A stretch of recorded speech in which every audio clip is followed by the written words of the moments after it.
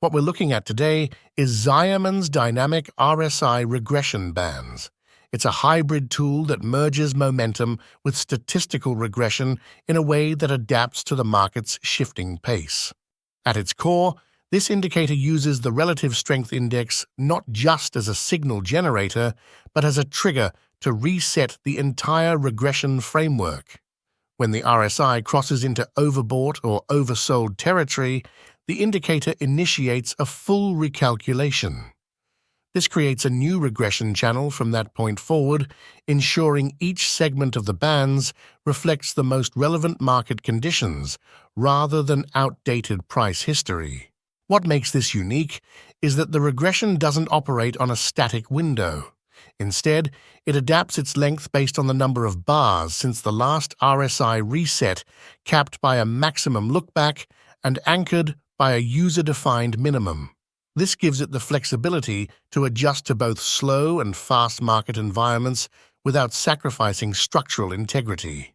The regression line itself represents the trend trajectory since the reset, while the upper and lower bands are calculated using standard deviation, widening during volatility, tightening during consolidation. These dynamic bands help traders assess whether price action is stretching beyond what's typical. Visually, the color of the regression bands reflects the slope direction. Rising channels take on the lower band color, while falling trends adopt the upper band tone. Rejection markers appear when price briefly pierces a band, only to snap back inside the range, offering subtle confirmation of failed breakouts or momentum fades.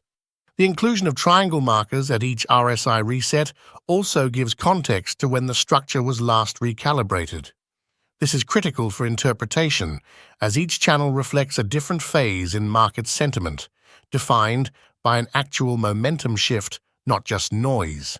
While powerful, the dynamic RSI regression bands are not immune to false signals. In highly choppy or low-volume markets, frequent RSI resets can lead to excessive channel recalculations, introducing noise rather than clarity. Additionally, the adaptive nature may also cause the tool to lag slightly during abrupt market reversals where the RSI fails to catch extreme pivot points in real time. In order for dynamic RSI regression bands to be most effective, traders should view them as structural overlays rather than as a standalone signal.